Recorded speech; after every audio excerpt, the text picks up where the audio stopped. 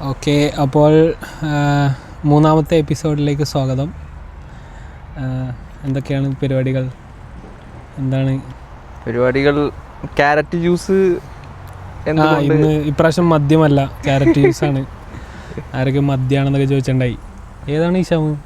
എനിക്കറിയില്ല. ഇന്ന് നമ്മൾ എന്തിനെ കുറിച്ചാണ് ആലോചിക്കാൻ പോകുന്നത്? ഇന്ന് നമ്മൾ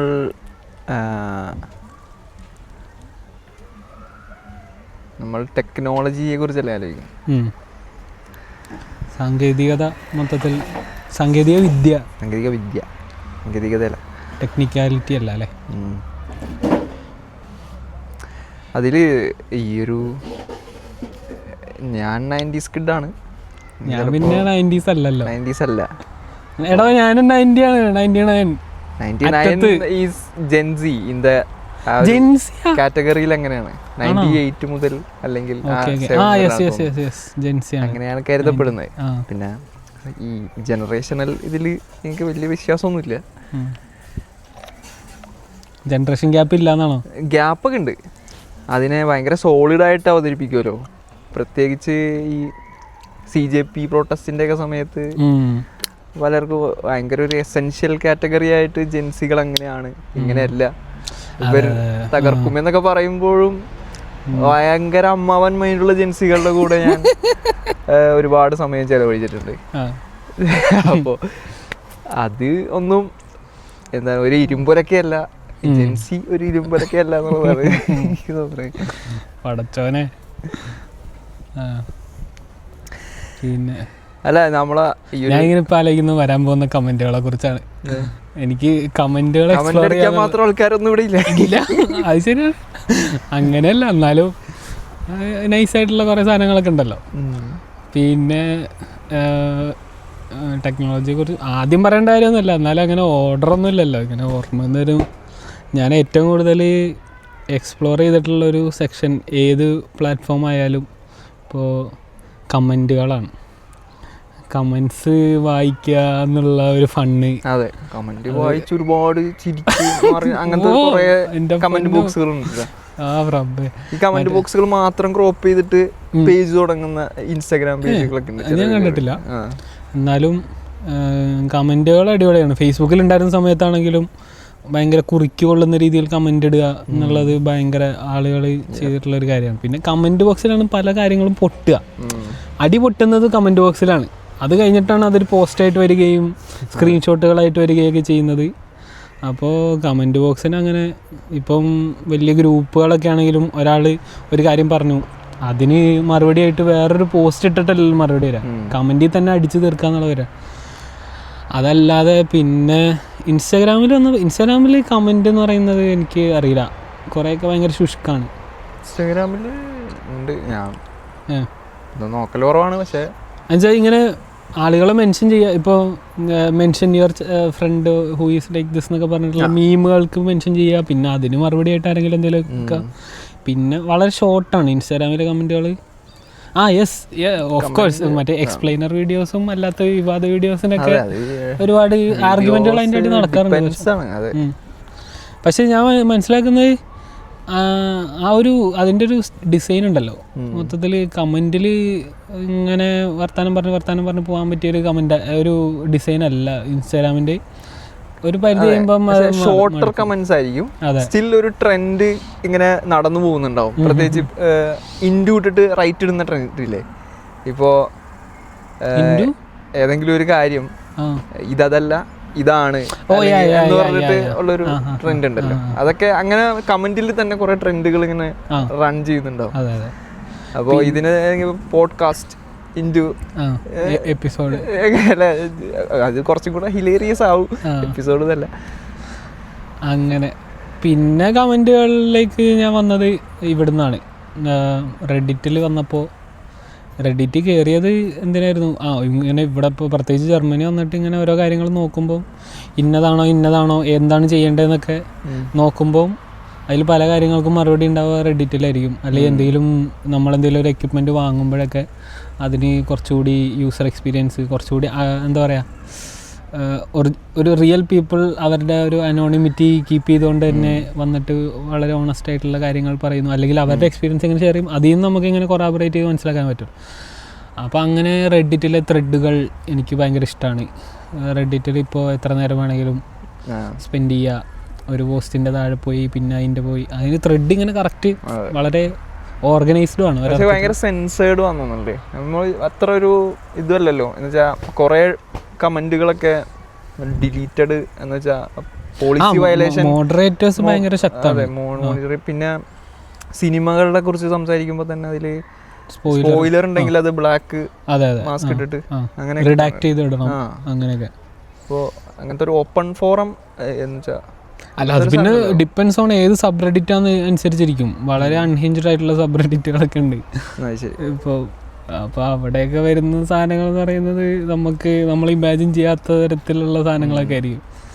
പിന്നെ ഇപ്പോൾ ഡിസ്കോഡിലും ഭയങ്കര ഇതേപോലെയുള്ള എൻഗേജ്മെന്റ്, റെഡിറ്റ് ഡിസ്കോഡ് ഞാൻ കയറി കളിച്ചിട്ടില്ല. അത് ഗെയിമേഴ്സിന്റെ അതെ സ്ട്രീമിങ്ങിലൊക്കെ ഉള്ള ആപ്പ്. ഡിസ്കോഡ് എനിക്കറിയാം, നമ്മളെ ഫ്രണ്ടൊക്കെ ഇങ്ങനെ പറയുന്നുണ്ട് ഡിസ്കോഡ് കുറച്ചുകൂടി ഓർഗനൈസ്ഡ് ആണ് ചാറ്റൊക്കെ. ഓക്കെ, മൊത്തത്തിൽ ഇങ്ങനെ ഒരു വിഷയം നമ്മളിങ്ങനെ ആലോചിച്ചതിന് ശേഷം ഞാൻ ഇന്നലെയാണോ ഇന്നലെ ഭയങ്കരമായിട്ട് എൻ്റെ തല ഇങ്ങനെ ഭയങ്കര ഹീറ്റായി പോയി. കുറേ നേരം ലാപ്പിൻ്റെ ഫ്രണ്ടിലും ഇതിൻ്റെ മൊബൈലിൽ ഇങ്ങനെ വെറുതെ ടൈം കളയുന്ന ബ്രെയിൻ റോട്ട് പരിപാടി ഉണ്ടല്ലോ, അങ്ങനെ ഇരുന്ന് പോയി ഞാൻ, കുറേ ഇരുന്ന് പോയി. പിന്നെ ലൈബ്രറിയിലൊക്കെ പോയി സമാധാനമായി. എന്നാലും അത് എന്തിനാണ് നമ്മൾ ഇങ്ങനെ ടൈം കളയുന്നത് എന്നൊക്കെ ആലോചിച്ച് പോയി ഞാൻ. ഇനി കുറച്ച് കഴിഞ്ഞപ്പം അത് ഫുള്ള് ഇങ്ങനെ റീൽസ് കണ്ട് സമയം കളയല്ല, വേറെ കുറേ പരിപാടികൾ, ഫോണിൻ്റെ സ്റ്റോറേജ് മാനേജ് ചെയ്യുക, അങ്ങനെയൊക്കെ ചെയ്ത് അവസാനം ഇൻസ്റ്റാഗ്രാമിൽ കയറാൻ പറ്റാതായി. എനിക്കിപ്പോൾ ലോഗിൻ ചെയ്യാൻ പറ്റുന്നില്ല, ലോക്കൗട്ടായി പോയി.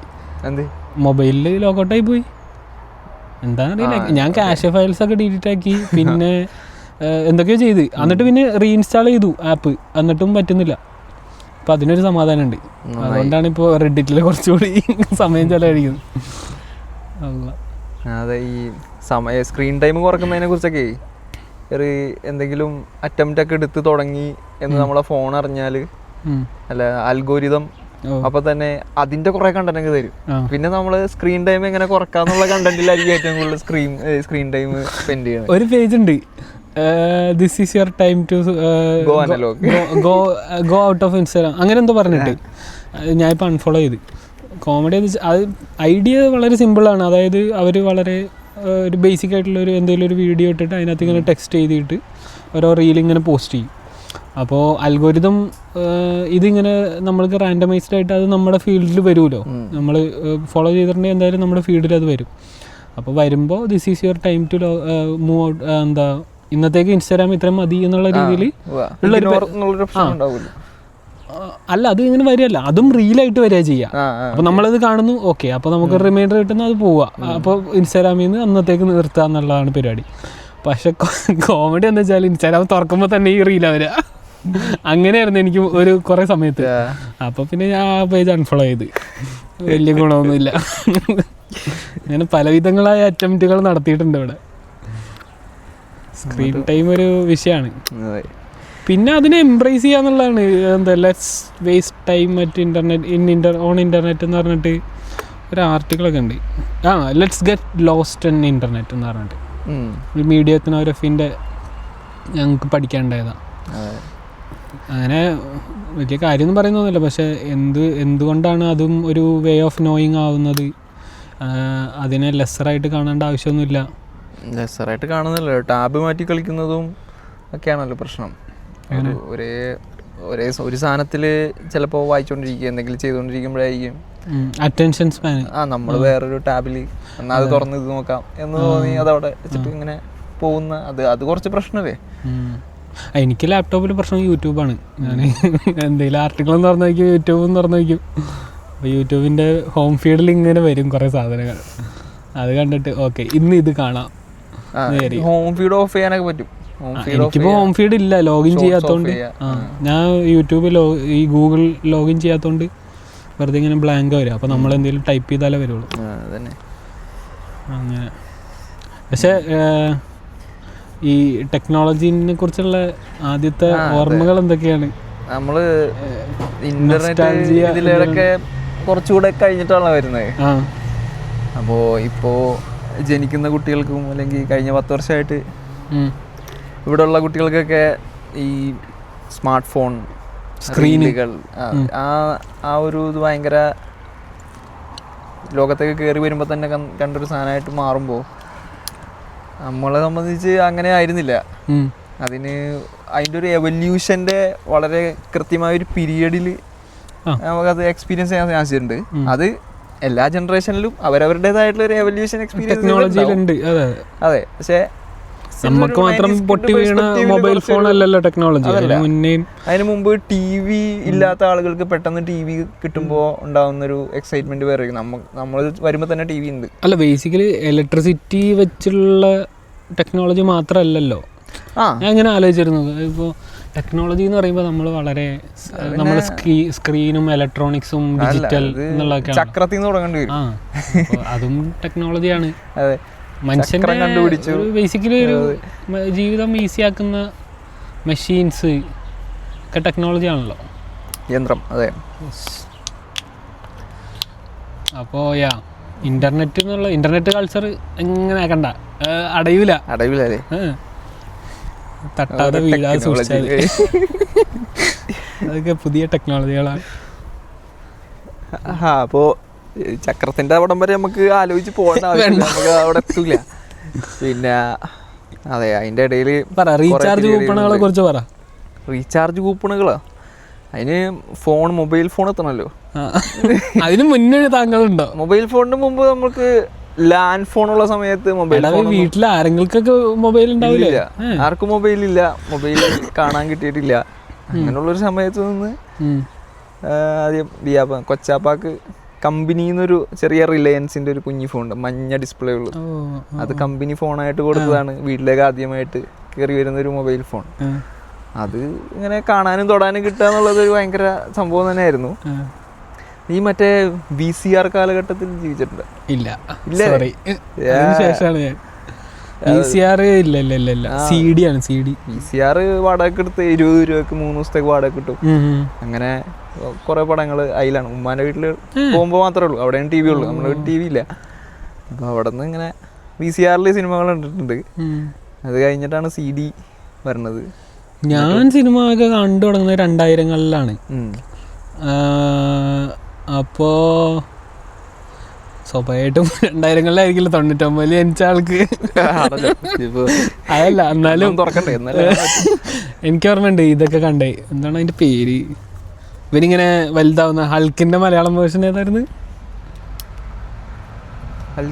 അതിശയൻ.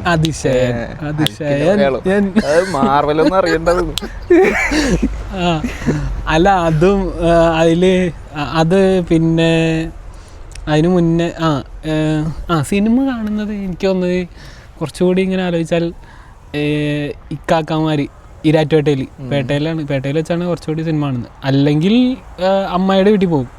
നമ്മുടെ വീട്ടിൽ TV ഇല്ല. നിങ്ങളുടെ വീട്ടിൽ TV ഇല്ല.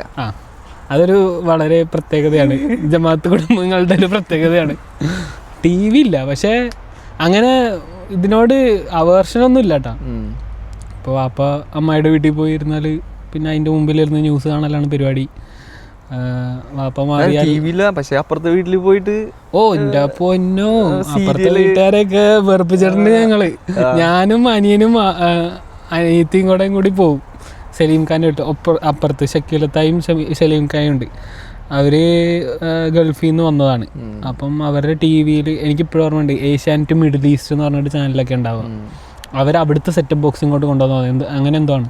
അപ്പോൾ ഏഷ്യാനെറ്റ് മിഡിൽ ഈസ്റ്റ് അങ്ങനെ കാണാത്ത കുറേ ചാനലുകളൊക്കെ കണ്ടിട്ടുണ്ട്. ഇങ്ങനെ മെല്ലെ സ്കൂൾ വിട്ട് കഴിഞ്ഞാൽ മെല്ലെ അപ്പുറത്തേക്ക് പോകും. അവിടെ പോയിട്ട് ഇങ്ങനെ ഇരിക്കും എന്നും പറഞ്ഞിട്ട് വായ കളിച്ചിരിക്കും. കുറേ കണ്ടിട്ടുണ്ട്. അവിടെ TV ഷോകൾ, മറ്റേ റിയാലിറ്റി ഷോകളൊക്കെ അല്ലേ, റിയാലിറ്റി ഷോ അല്ല, ഓരോ ക്യാമ്പസുകളിലേക്ക് പോയിട്ട് അവിടെ ആങ്കർമാർ നടത്തുന്ന ഷോകളൊക്കെ അല്ലേ, അങ്ങനത്തെ പരിപാടിയൊക്കെ കുറേ കണ്ടിട്ടുണ്ട്. പിന്നെ TV കണ്ടിട്ടുള്ളത് ബുഷാത്താൻ്റെ വീട്ടിൽ നിന്നാണ്. ഓരോ വീടുകളാണ്, TV വീടുകളാണ്. TV വീടുകളല്ല, ഒരു യെസ് പോഗോയിലെ മാഡ് മാഡ് പുള്ളിനെ ഞാൻ ഈ അടുത്ത് ഇൻസ്റ്റാഗ്രാമിൽ വീണ്ടും കണ്ടിരുന്നു, ദ ലെജൻഡ്. മറ്റേ എന്താണ് രാജ, ഇതിലെ വാടാ ചെന്നൈയിലെ ഡയലോഗ് ഇട്ടിട്ട് പുള്ളിന്റെ റീൽ ഇങ്ങനെ പോകുന്നത്. അതിന് മുമ്പ് വാപ്പിച്ച് അപ്പുറത്തെ വീട്ടില് ഒരു വെല്ലുമ മാത്രം താമസിക്കുന്ന ഒരു വീടുണ്ട്. അപ്പൊ അവിടെ ടി വിയിൽ ഇങ്ങനെ കൊണ്ടുപോകും. 7 മണി, രാത്രി 7 മണിയാകുമ്പോ അവിടെ മണ്ടൂസ് ഇല്ലേ, മണ്ടൂസ് അറിയും? ഇല്ല. ടോംസിന്റെ ഒരു കാർട്ടൂൺ ഉണ്ട്, അതിന്റെ ആനിമേഷൻ അല്ല ഈ ടി വി വെർഷനിൽ ഇന്ദ്രൻസ് ആണ് മണ്ടൂസ് ആയിട്ട് അഭിനയിക്കുന്നത്, കൈരളി ടി വി. അത് 10 മിനിറ്റുള്ള പരിപാടിയാണ്. അത് കാണാൻ വേണ്ടി മാത്രം 10 മിനിറ്റ് പോയിട്ട്. അത് മറ്റേതുപോലെയാണ്, എന്താണ് അതിന്റെ പേര്, ഇതില് ഏഷ്യാനെറ്റിലും കണ്ട ഒരു സാധനല്ലേ, എന്താണ് ഒരു കോഴീനൊക്കെ പിടിച്ചിട്ടുള്ള ഒരു, മറ്റേ മുൻഷി. ഇത് അതല്ല, ഇത് ജസ്റ്റ് ഏഷ്യാനെറ്റിലല്ലേ? അത് ഏഷ്യാനെറ്റില്. അത് ഏഷ്യാനെറ്റിന്റെ എന്താ പറയാ ഒരു ഐഡന്റിറ്റി ആണ്, ഒരു ഫ്ലാഗ്ഷിപ്പ്, എന്താ അങ്ങനെ ഒരു പേര് പറയില്ല, ആ പരിപാടിയാണത്. ഇത് ജസ്റ്റ് 10 മിനിറ്റ്സിൽ ടോംസ് തന്നെ എഴുതിയ ഒരു ഫണ്ണി ഈവെന്റോ എന്തെങ്കിലും ഒരു ജോക്ക് ഉണ്ടാവും.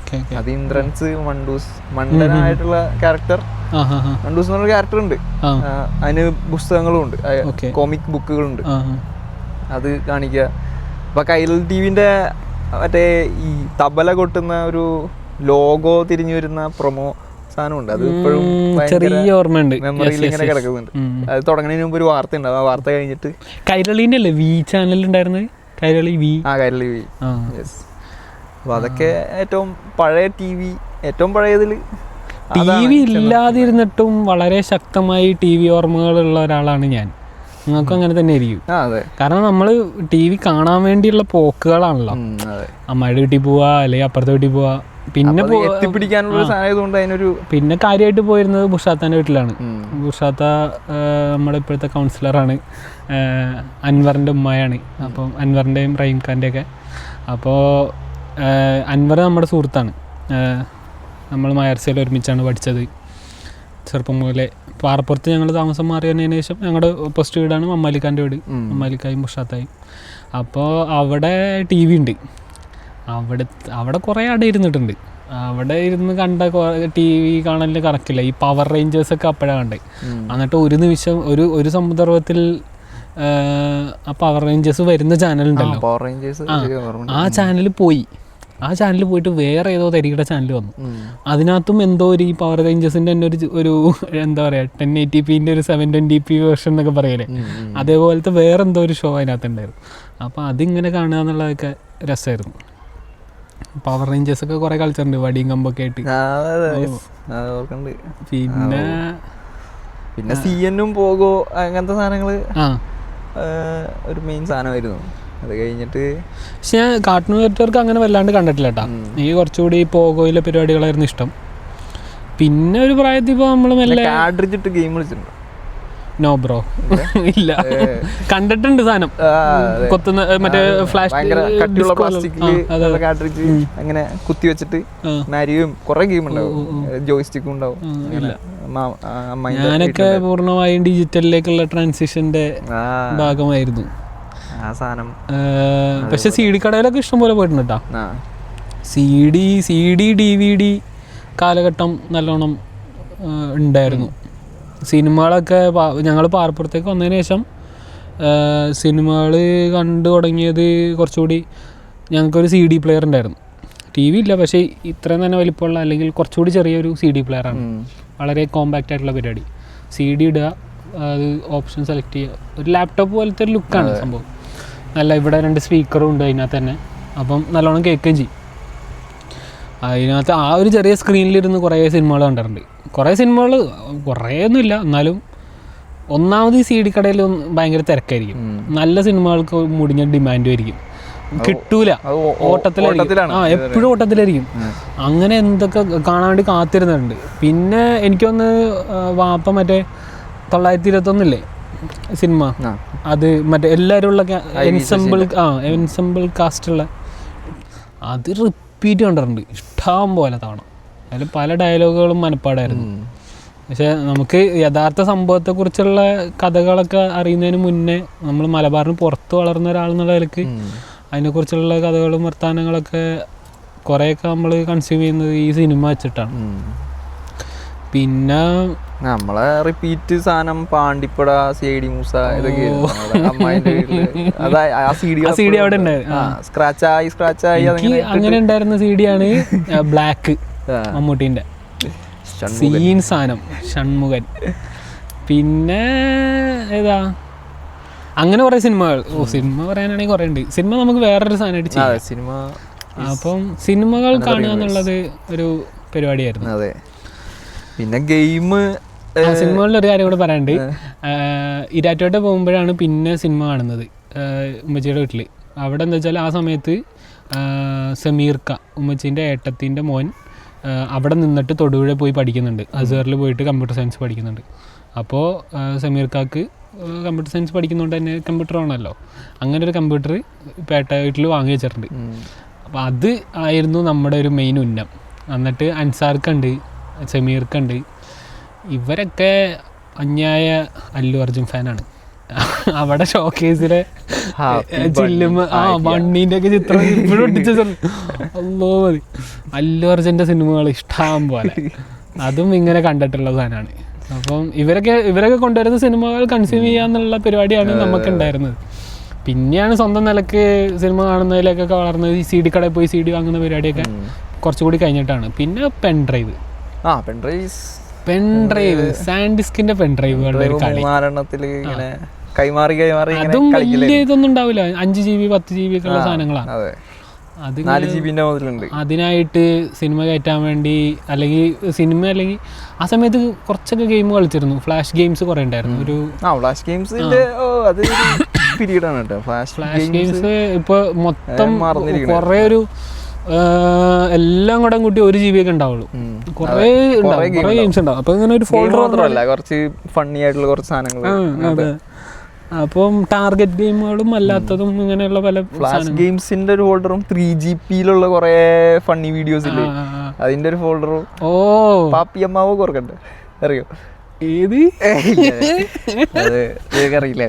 ഓക്കെ, അറിയുന്നിരുന്നെങ്കിൽ ഈ ഒരു ഒറ്റ വാക്കി തന്നെ റെക്കഗ്നൈസ് ചെയ്തേ. ഇല്ല. ഓക്കെ. അപ്പോൾ അത് പിന്നെ പെൻഡ്രൈവ് ഒരു കളിയായിരുന്നു. പെൻഡ്രൈവ് നിലത്ത് കിടന്ന് വെറുതെ കിട്ടുക, അത് നോക്കുക. കിട്ടുകയാണെങ്കിൽ ഒരു പെൻഡ്രൈവ് കിട്ടുകയല്ലേ, എന്താ ലാഭമല്ലേ. അങ്ങനെ ഒരു കളി. പിന്നെ പെൻഡ്രൈവിൽ സാധനങ്ങൾ കയറ്റാൻ വേണ്ടി പാട്ടൊക്കെ പെൻഡ്രൈവിൽ കയറ്റി എനിക്കിപ്പോഴും ഓർമ്മയുണ്ട്. ഇപ്പോൾ പണ്ടത്തെ അല്ല, ആ സമയത്ത് ട്രെൻഡിങ് ആയിട്ടുള്ള പാട്ട് നമ്മൾ പെൻഡ്രൈവിൽ കയറ്റി കൊണ്ടുപോവുക എന്നുള്ളതൊക്കെ പരിപാടിയായിരുന്നു. അതിനായിട്ട് സൈക്കിൾ ഔട്ടി പോവും. ഇഷ്ടം പോലെ സൈക്കിൾ ഔട്ടിയിട്ടുണ്ട്. അതിനൊക്കെ വൈറസ് ഒക്കെ കുറച്ച് കഴിഞ്ഞിട്ടാണ്. അതെ, പിന്നെയാണ് നമ്മളതൊക്കെ അറിഞ്ഞത്. വൈറസ് ആക്കും സീന, നമുക്കെന്ത് കൊണ്ടായി കുത്തിയാ പോരെ. ആ സമയത്ത് പെൻഡ്രൈവിന് മുമ്പ് കുത്തൻ കമ്പ്യൂട്ടർ ആണല്ലോ. കമ്പ്യൂട്ടർ വീട്ടിലെത്തുന്നത് ഇത് ആയപ്പോഴാണ്. വാപ്പാക്ക് ബില്ലടിക്കുന്ന പരിപാടിയാണ്. അപ്പം ഒരു ഘട്ടത്തിൽ സർക്കാർ ഈ പരിപാടിയൊക്കെ ഓൺലൈനും ആക്കി. അപ്പോഴാണ് GSTക്കൊക്കെ മുന്നെയാണ്. ആ സമയത്താണ് കമ്പ്യൂട്ടർ വാങ്ങുന്നത് വീട്ടിൽ. കമ്പ്യൂട്ടറിൻ്റെ ഒപ്പം തന്നെ ഇൻ്റർനെറ്റ് മോഡം. അപ്പോഴാണ് ഇൻ്റർനെറ്റ്, ഫാസ്റ്റ് ഇൻ്റർനെറ്റ്. വീട്ടിലേക്ക് ഇൻ്റർനെറ്റ് ഒക്കെ വന്നിട്ടുണ്ടല്ലോ. അത് ഒരു വൻ വിപ്ലവമായിരുന്നു. കഫേ പരിപാടി വേറെ ഉണ്ട്. കഫേ കുത്സവങ്ങൾ വേറെ ഒരു ചാപ്റ്റർ. അങ്ങനെയല്ല, അത് വേറെ തന്നെ പരിപാടിയാണ്. അതല്ലാതെ വീട്ടിൽ ഇൻ്റർനെറ്റ് ഉണ്ട്. വീട്ടിലെ പരിപാടി എന്നിട്ട് വീട്ടിലിങ്ങനെ ഒരു റൂമിലാണ് വയ്ക്കുക. പക്ഷെ എല്ലാവരും ആ റൂം അടച്ചിട്ടൊന്നും ഉണ്ടാവില്ല. എല്ലാവരും കാണണം. കമ്പ്യൂട്ടറിൽ എന്താണ് എല്ലാവരും ചെയ്യുന്നത് എല്ലാവരും കാണണം. അങ്ങനെ ഭയങ്കര പബ്ലിക് പരിപാടിയായിരുന്നു. എന്നിട്ട് ഈ കമ്പ്യൂട്ടറിൽ അപ്പോഴാണ് ആ സമയത്ത് തന്നെയാണ് ഞങ്ങൾ ഇവിടെയും പഠിക്കുന്നത്. സ്കൂളിൽ ഞാൻ MET ചേർന്നു. അപ്പം അസൈൻമെൻറ്റുകൾ, അപ്പോൾ പ്രിൻ്ററും ഉണ്ട്. ബില്ല് പ്രിൻ്റ് എടുക്കണമെങ്കിൽ സ്വാഭാവികമായിട്ടും പ്രിൻ്ററും വേണമല്ലോ. അപ്പോൾ ഫുൾ സെറ്റപ്പ്, ഒരു റിച്ച് ലൈഫായിരുന്നു ആ സമയത്ത്. എന്നിട്ട് അസൈൻമെൻറ്റുകൾ വരുമ്പോൾ അസൈൻമെൻറ്റുകൾക്ക് വേണ്ട ചിത്രങ്ങളൊക്കെ ഉണ്ടാവും, വെട്ടിക്കാനുള്ള ചിത്രങ്ങൾ. അതൊക്കെ പ്രിൻ്റ് എടുക്കുക. ആ പ്രിൻ്റർ തന്നെയാണ് ഇപ്പോഴും യൂസ് ചെയ്യുന്നത് വീട്ടിൽ. അതിൻ്റെ സ്കെലിട്ടൺ ഫോമിൽ ആവാറായി, എന്നാലും പക്ക സാധനമാണ് അത്. കാനോണിൻ്റെ LBP 2000 ഒരു laser black and white printer set സാധനമാണ്. ഇപ്പോഴും ഓടുന്നുണ്ട് ഒരു പ്രശ്നമില്ലാതെ. അത് ഒരു സാധനം തന്നെയാണ്.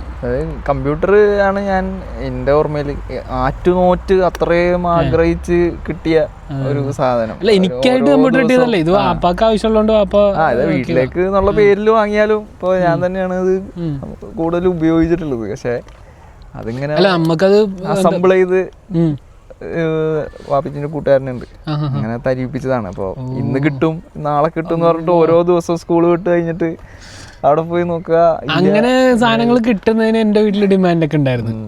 എനിക്ക് ഓർമ്മയുണ്ട്, സൈക്കിള് ഒരു ടെക്നോളജി ആണല്ലോ പറയാം. 2008 ഈ കമ്പ്യൂട്ടർ ആദ്യമായിട്ട്. സൈക്കിള് കിട്ടുന്നതിന് എൻ്റെ അടുത്ത് 10ാം ക്ലാസ് അല്ല 10 വരെയുള്ള ഗുണ പട്ടിക കാണാതെ പഠിക്കണം എന്നുള്ളായിരുന്നു ഡിമാൻഡ്. കുറേ കഷ്ടപ്പെട്ട് അങ്ങനെയാണ് മാത്സൊക്കെ വെറുക്കുന്നത്. 10ന് ശേഷം തിരിഞ്ഞു നോക്കിയിട്ടില്ല മാത്സിലേക്ക്. അങ്ങനെ കമ്പ്യൂട്ടർ കയ്യിലുണ്ടായിരുന്നു. പക്ഷേ ഈ കമ്പ്യൂട്ടറിന് ഇപ്പോഴും ലോക്ക് ഇടും.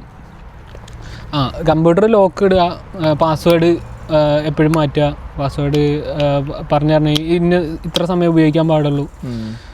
പിന്നെ അല്ലെങ്കിൽ വന്നിട്ട് ഓഫാക്കിയിട്ട് പോകും. ജസ്റ്റ് ഇതിൽ വെക്കാൽ മതിയല്ലോ, CPU ബട്ടണിൽ വെക്കുക, ഓഫാകും. അങ്ങനെ ഓഫാക്കിയിട്ട് പോവുക. അല്ലെങ്കിൽ ഇപ്പോൾ പഠിക്കാനുണ്ട് എന്നൊക്കെ പറഞ്ഞാൽ പഠിക്കാനുള്ള സാധനമൊക്കെ എടുത്ത് വയ്ക്കുക, അതിനകത്ത് കമ്പ്യൂട്ടറിൽ വയ്ക്കുക. അല്ലെങ്കിൽ എന്താ വെച്ചാൽ കമ്പ്യൂട്ടറിൽ അങ്ങനെ വെച്ച് പഠിക്കാനൊന്നും ആ സമയത്തൊന്നും ഇല്ല, ടെക്സ്റ്റ് ബുക്ക് നോക്കി പഠിക്കാന്നുള്ള. ഇൻ കേസ് അങ്ങനെ എന്തെങ്കിലും ഉണ്ടെങ്കിൽ തന്നെ അത് ചെയ്തോ, കമ്പ്യൂട്ടർ ചെയ്തോ, മോഡം കിട്ടില്ല എന്ന് പറഞ്ഞുകൊണ്ട് മോഡം ഊരിക്കൊണ്ടുപോകും. മോഡം ഇല്ലാതെ ഇൻ്റർനെറ്റ് കിട്ടില്ലല്ലോ. എനിക്കിപ്പോൾ പറഞ്ഞിട്ടുണ്ട്, കമ്പ്യൂട്ടർ കിട്ടിയ പാടെ ഇക്കാക്ക ഉണ്ടായിരുന്നു, നിസാർക്ക് എന്തിനോ വന്നിരുന്നു അവിടെ.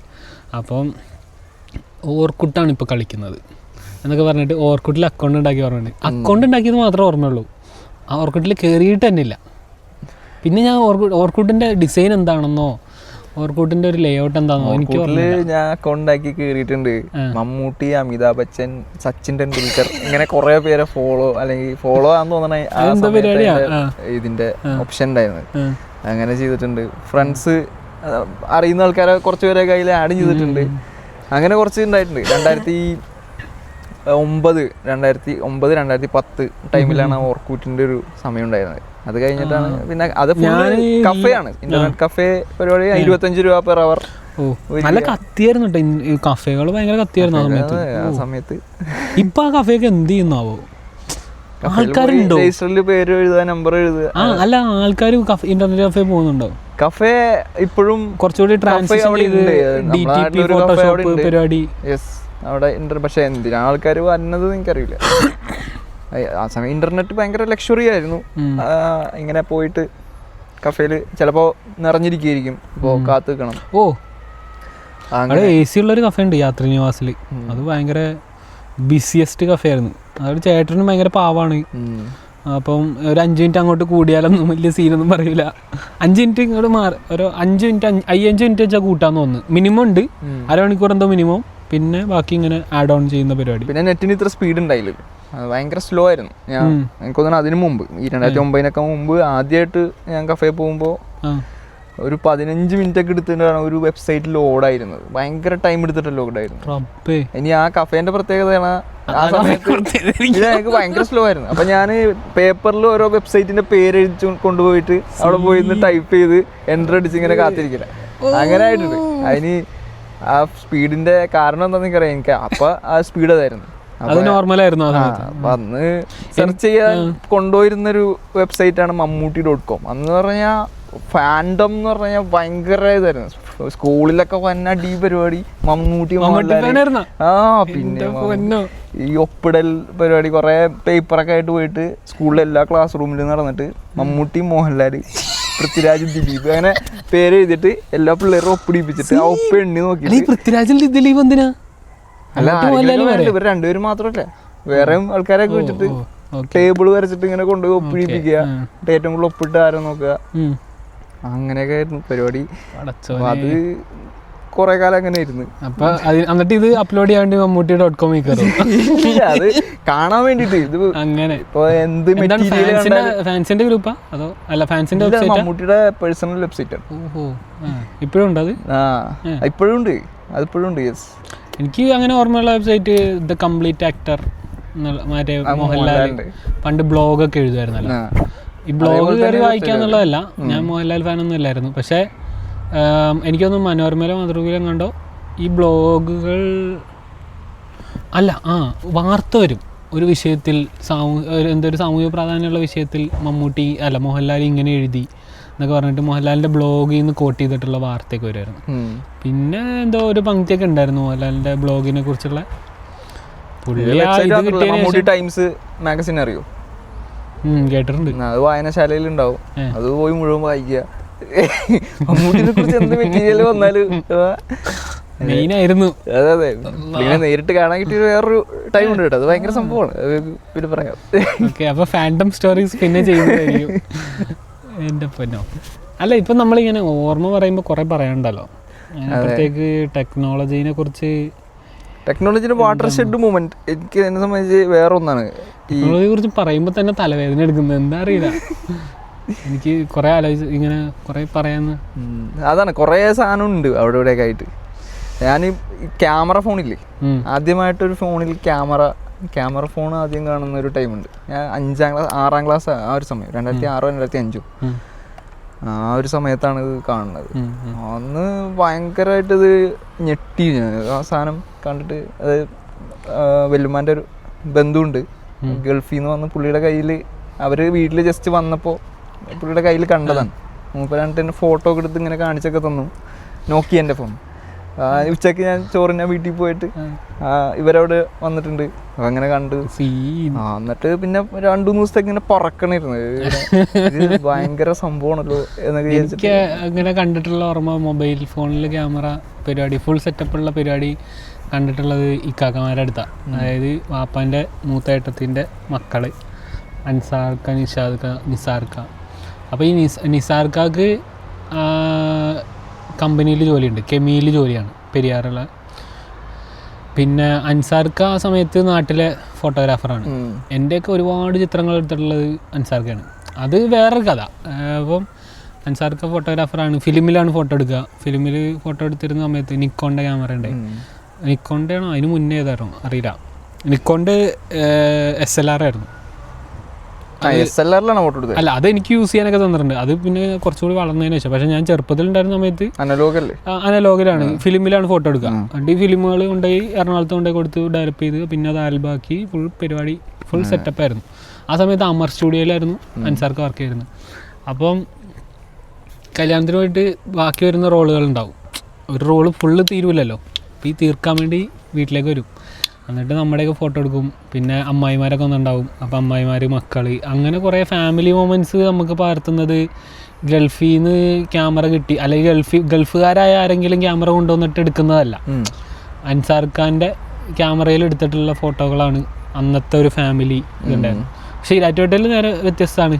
ഉമ്മച്ചീൻ്റെ വീട്ടിലുള്ള പണ്ടത്തെ ആൽബമൊക്കെ ഉണ്ട്. നമ്മുടെ വീട്ടിൽ ഒരു അൻസാർക്ക് എടുത്ത ഫോട്ടോസാണ് ആൽബമായിട്ട് സൂക്ഷിച്ചിട്ടുള്ളത്. അതിന് മുന്നേ ഒന്നുമില്ല. പക്ഷെ അതിനു മുന്നേ ഉമ്മച്ചിയുടെ വീട്ടിൽ നിന്ന് റഷ്യമായും ഒക്കെ ഗൾഫിൽ പോയിട്ടുണ്ട്, ഫർഹൈത്തൻ്റെ വാപ്പ. അപ്പം അവരൊക്കെ കൊണ്ടുവന്നിട്ടുള്ള ക്യാമറകൾ, അതിൽ ഫോട്ടോകൾ എടുത്തിട്ടുള്ളത്. ഈ ഫോട്ടോകൾ എടുക്കുന്നതിന് ഒരു കാരണം എന്ന് പറയുന്നത് ഈ ഫോട്ടോകൾ എടുത്തിട്ട് അവർക്ക് അയച്ചു കൊടുക്കാനും കൂടിയാണ്. അവിടുന്ന് ഇങ്ങോട്ട് ഫോട്ടോ അയച്ചു തരും, അതുപോലെ തന്നെ ഇവിടുന്ന് അങ്ങോട്ട് ഫോട്ടോ അയച്ചു കൊടുക്കുന്ന പരിപാടി ഉണ്ടായിരുന്നു. അങ്ങനെ ഉണ്ടാക്കിയിട്ടുള്ള 2-3 ആൽബങ്ങളൊക്കെ ഉണ്ട്, ഫോട്ടോ ആൽബങ്ങൾ. അതിങ്ങനെ കാണാമെന്നുള്ളൊരു റിച്വലാണ്. ഈ പേട്ട വീട്ടിൽ എല്ലാവരും കൂടെ കൂടുമ്പോൾ ചെയ്തിരുന്ന ഒരു പരിപാടിയാണ് ആ ആൽബങ്ങൾ കാണാന്നുള്ളത്. അതൊക്കെ ഒരു ഫോട്ടോഗ്രാഫറെ സ്റ്റുഡിയോന്ന് വിളിച്ചുകൊണ്ട് വന്ന് ഫാമിലി ഫോട്ടോ എടുപ്പിച്ചിട്ടൊക്കെ ഉണ്ട് വീട്ടിൽ. അപ്പോൾ എല്ലാവരും ഭയങ്കര ഒരുങ്ങി ഇങ്ങനെ ഭയങ്കര ഒരു മൊമെൻ്റ് ആയിട്ടാണല്ലോ അത് ക്രിയേറ്റ് ആകുന്നത്. അതിനൊരു ഫ്രെയിം സെറ്റ് ചെയ്യുക, കസേരകളും അങ്ങനെ സാധനങ്ങളൊക്കെ ഇടുക. അപ്പോൾ ചെറിയ കുഞ്ഞാവുണ്ട്, അനിയത്തി, കസിൻ സിസ്റ്ററൊക്കെ, അവളെ നടുക്കാൻ ഇങ്ങനെ കിടത്തുക. ഇങ്ങനെ എല്ലാവരും പോസ് ചെയ്ത് 1 2 3 ഫോട്ടോ എടുക്കുന്ന ആ ഒരു സാധനം ഇപ്പോഴും ഓർമ്മയുണ്ട്. ലെൻസിന്റെ ഇങ്ങനെ നോക്കണം, ലെൻസിന്റെ അതൊക്കെ ഇപ്പോ എന്താല്ലേ, അതിന്റെ ഒക്കെ ഭയങ്കര റാഡിക്കലായിട്ടുള്ളൊരു മാറ്റം. പെട്ടെന്നാണ് വളർന്നത് എല്ലാവരും. ഒരു തന്തവൈ വർത്താനായിപ്പോ. അല്ല, പിന്നെ എനിക്ക് ഈ മൊബൈൽ ഫോണിൽ ഫോട്ടോ എടുക്കുന്നതാണല്ലോ പറഞ്ഞേ. മൊബൈൽ ഫോണിൽ അപ്പോൾ ഇങ്ങനെ അൻസാർക്ക ഫോട്ടോഗ്രാഫറാണ്. അല്ലാതെ തന്നെ അൻസാർക്കാക്ക് നല്ലൊരു ബ്ലാക്ക്ബെറീൻ്റെ ഫോണൊക്കെ ഉണ്ടായിരുന്നു. ഞാൻ കാണാപ്പാടം പഠിക്കുന്ന നമ്പറുകൾ, വാപ്പാൻ്റെ നമ്പർ കാണാപ്പാടം പഠിച്ചതിന് ശേഷം കാണാപ്പാടം പഠിക്കുന്നത് അൻസാർഖാൻ്റെ ഫോൺ നമ്പറാണ്. 911-405 ഇപ്പോഴും ഓർമ്മയുണ്ട്. ഇപ്പോഴും അങ്ങനെ 4-5 ഫോൺ നമ്പർ ഓർമ്മയുണ്ട്. പിന്നെയാണ് ഉമ്മച്ചിക്ക് ഫോൺ കിട്ടുന്നത്. ഉമ്മച്ചിക്ക് ഫോൺ കിട്ടുന്നത് കുറച്ചുകൂടി കഴിഞ്ഞിട്ടാണ്. പക്ഷെ ഉമ്മച്ചി അറിയപ്പെടുന്ന സാമൂഹ്യ പ്രവർത്തകയാണ്. അൽക്കൻ്റെ ഒരു അടിക്കും അല്ലാതെ ഏരിയൻ്റെ ഒരു അടിക്കൊക്കെ ഇങ്ങനെ ഓടി ഡോക്കോമോ ആയിരുന്നു സിം. ഡോക്കോമോ കേട്ടിട്ടുണ്ട്. ഡോക്കോമോ കണ്ടിട്ടുണ്ട്. നല്ല ഡിസൈനൊക്കെ ഉള്ള ഇതായിരുന്നു. ആദ്യത്തെ സിം ഡോക്കോമോ ആയിരുന്നു. ഫോൺ കിട്ടി കഴിഞ്ഞിട്ട് അപ്പോൾ ഡോക്കോമോ ഇറങ്ങുന്നത്. ഡോക്കോമോ ആണ് സെക്കൻഡ് പെർ പൈസ എന്നുള്ളത്. ഐഡിയ ആയിരുന്നു. ഐഡിയ പിന്നെ ഇപ്പൊ VI ആയിരുന്നു. രണ്ടും കൂടെ മെർജ് ആയപ്പോൾ ആ സമയത്ത് ഇതൊക്കെ ഉണ്ട്. യൂണിനോർ, ഡോക്കോമോ, എയർസെൽ, ഹച്ച്. ഹച്ച് ഓർമ്മയുണ്ട്. ഹച്ചിന്റെ പരസ്യമല്ലേ മറ്റേ പഗ്ഗിന്റെ പരസ്യം? അത് ഡോക്കോമോന്റെ അല്ല, അത് വോഡാഫോൺ. അത് വൂഡു മറ്റേ സാധനമില്ലേ, ഇയാളാണ് അതിന്റെ ആഡ് ക്രിയേറ്റ് ചെയ്തത്. പിന്നെ മറ്റേ ഇതും എന്താ BSNL വർക്ക് ചെയ്തിരുന്നൊരു വാപ്പാൻ്റെ സുഹൃത്തുണ്ട്. അപ്പം ഫാൻസി നമ്പറുകളൊക്കെ കിട്ടും. അങ്ങനെ വാപ്പാക്ക് ഒരു ലിസ്റ്റ് വരും, അതിൽ നിന്ന് ഇന്ന നമ്പർ കൊള്ളാം എന്ന് തോന്നിയാൽ അങ്ങനെയാണ് എനിക്ക് ആദ്യത്തെ നമ്പറൊക്കെ എടുത്തത്. എനിക്കും അനിയനും ആദ്യമായിട്ട് സിം എടുത്ത് തരുന്നത് BSNLന്റെ സിമ്മാണ്. അതിങ്ങനെ ഒരു നമ്പറായിരുന്നു. നല്ല നമ്പറുകൾ കിട്ടി. നല്ല നമ്പറുകളായിരുന്നു, ഓർക്കാൻ എളുപ്പമുണ്ട്. അതാണ് ഗുണം, അല്ലാതെ വേറെ ഇപ്പം നമ്പർ പറഞ്ഞു. പിന്നെ 9 തുടങ്ങുന്ന നമ്പർ, പിന്നെ 8 തുടങ്ങുന്ന, പിന്നെ 7 തുടങ്ങി, അങ്ങനെ ഒരു ഇത് വന്നല്ലോ. ഇപ്പോഴും 9 ഇപ്പോൾ 9 തുടങ്ങി കിട്ടുന്നുണ്ടാവും. പക്ഷെ 7 തുടങ്ങുന്ന നമ്പറാണ് ഏറ്റവും കൂടുതൽ കിട്ടുക. കാരണം ആ ഒരു ഇതിൽ നിന്ന് ഇങ്ങനെ വരികയാണ് അതിന്റെ. അത് ഞാൻ അറിഞ്ഞില്ല. 9 തുടങ്ങുന്ന നമ്പറാണ്. ഞാൻ അങ്ങനെ ശ്രദ്ധിച്ചിട്ടുണ്ടായില്ല. ഈ റിലയൻസിന്റെ എപ്പോഴും 93 ആയിരിക്കും. അങ്ങനെയുള്ള കോഡുകൾ ഉണ്ടാവും ഫസ്റ്റത്തെ 2 ഡിജിറ്റില്. അന്ന് ഭയങ്കര ഇതുണ്ടായിരുന്നു. ഈ ടാറ്റ, ഇൻഡിക്കോം അല്ലെങ്കിൽ കുറെ കമ്പനികൾ തമ്മിലുള്ള കോമ്പറ്റീഷൻ ഉണ്ടായിരുന്നു. ജിയോ വന്നതിന് ശേഷം കോമ്പറ്റീഷൻ ആകെ തീരുകയും 2-3 കമ്പനികൾ മാത്രമായിട്ട്, അതും മറ്റേത് രണ്ടും ഭയങ്കര സ്ട്രഗിളിംഗ് ആണ്. VIയും എയർടെലും. ഹാർപ്പിക്കിട്ട് ഫ്ലഷ് അടിക്കുന്ന അവസ്ഥയല്ലേ, അതേമാതിരി ആയിരുന്നു ജിയോ ഒക്കെ വന്നപ്പോ. ജിയോ വന്ന സമയത്ത് നൂറുഖാൻ അറിയും. നൂറുഖാന്റെ കയ്യിലൊന്ന് ജിയോ ആദ്യമായിട്ട് സിം കിട്ടി. അപ്പൊ അൺലിമിറ്റഡ് ഇന്റർനെറ്റ് ആണ്. ഞാൻ ആ സമയത്ത് ശാന്തരത്ത് പഠിക്കാൻ തോന്നുന്നു ജിയോ വന്നപ്പോ. അപ്പൊ നൂറുഖാന്റെ കൂടെ നമ്മളൊരു 8 പേര് ഇവിടെ തളിക്കുളത്തേക്ക് പോവാണ് ബസ്സിൽ കയറി. പുള്ളി ഹോട്ട്സ്പോട്ട് ഓണാക്കുന്നു, എല്ലാവരും മൂപ്പര ഹോട്ട്സ്പോട്ടിൽ. ഹോട്ട്സ്പോട്ടൊക്കെ ആ സമയത്ത് അല്ല, എനിക്കൊന്ന് ഹോട്ട്സ്പോട്ട് അതിന് മുന്നേ ഞാൻ അറിയുന്നത് ഹോട്ട്സ്പോട്ട് വെച്ച് നെറ്റ് വലിക്കുന്ന പരിപാടിയൊക്കെ പിന്നെയാണ്. എനിക്ക് ഫോൺ കിട്ടിയത് 10ാം ക്ലാസ് കഴിഞ്ഞതിന് ശേഷമാണ്. അതും ഭയങ്കര വിഷയമൊക്കെ ഉണ്ടാക്കിയിട്ടാണ് ഫോൺ കിട്ടിയത്. ഒരു ഫോൺ വാങ്ങിത്തരാന്ന് പറയുന്നത് വലിയ കാര്യമാണല്ലോ. അത് നല്ലൊരു അനുഭവമായിരുന്നു. എന്നിട്ട് ഫോൺ കിട്ടിയിട്ട് ഞാൻ നടത്തുന്ന ആദ്യത്തെ യാത്ര എന്ന് പറയുന്നത് തിരുവനന്തപുരത്തേക്കാണ്. തിരുവനന്തപുരത്ത് ഏതാണ് ഫോൺ ഏതായിരുന്നു കണ്ടാലും? നോക്കിയല്ലേ? നോക്കിയൊന്നല്ല, ഷയോമിന്റെ ഏതോ മോഡലാണ് ആദ്യം കിട്ടിയത്. ബ്രോ നമ്മൾ 10ാം ക്ലാസ് 12ാം ക്ലാസ് എന്നൊക്കെ പറയുമ്പോ പ്രായമായില്ലേ. ശരിയാ. അപ്പോൾ ടച്ച് ഫോണായിരുന്നു. അതിന് മുന്നേ ശാന്തപുരത്ത് ശാന്തരംഗത്ത് വേറെ. ശാന്തപുരത്ത് ഇതൊന്നും പറ്റൂല. ശാന്തപുരത്ത് ഒന്നാമത് ആ സമയത്ത് എത്ര ടച്ച് ഫോൺ അങ്ങനെ വ്യാപകമായിട്ട് വരുന്നേ ഉള്ളൂ. മുതിർന്നവർക്കൊക്കെ കിട്ടുന്ന സാധനമാണ് ടച്ച് ഫോൺ. അത് പിന്നെ ശാന്തപുരത്ത് വളരെ സ്ട്രിക്റ്റ് ആണ്. നമുക്ക് ടച്ച് ഫോണോ അല്ലെങ്കിൽ അവിടെ മൾട്ടിമീഡിയ പ്ലെയറുള്ള ഫോൺ തന്നെ ഉപയോഗിക്കാൻ പറ്റൂല. മനസ്സിലായോ? ഞെക്കണ ഫോണിൽ മൾട്ടിമീഡിയ പ്ലെയർ ഉണ്ടാവുമല്ലോ, അതുള്ളത് തന്നെ ഉപയോഗിക്കാൻ പാടില്ല എന്നുള്ളതാണ്. ഇടയ്ക്ക് TK വരും. TK ആണല്ലോ വാർഡൻ. അടുത്ത് TK വന്നിട്ട് ഫോൺ നോക്കും, എന്തൊക്കെ ഉണ്ടോ നോക്കും, മെമ്മറി കാർഡ് ഇട്ടിട്ടുണ്ടോ നോക്കും. ഇട്ടിട്ടുണ്ടെങ്കിൽ അപ്പം തന്നെ പൊക്കും. വിഷയം പറച്ചിലൊന്നുമില്ല. അപ്പം ഈ കൂട്ടുകാരന്മാരുടെ അടുത്ത്, നമ്മുടെ ബാച്ചിൽ തന്നെ ചിലവന്മാരുടെ അടുത്ത് ഫോണുണ്ട്, മൾട്ടിമീഡിയ പ്ലെയറിൽ ഫോണുണ്ട്. അതാണ് അവിടുത്തെ കിങ്. അത് കുറച്ച് നേരം ഒരു സിനിമ കാണാനൊക്കെ ചോദിക്കുക, വാങ്ങുക.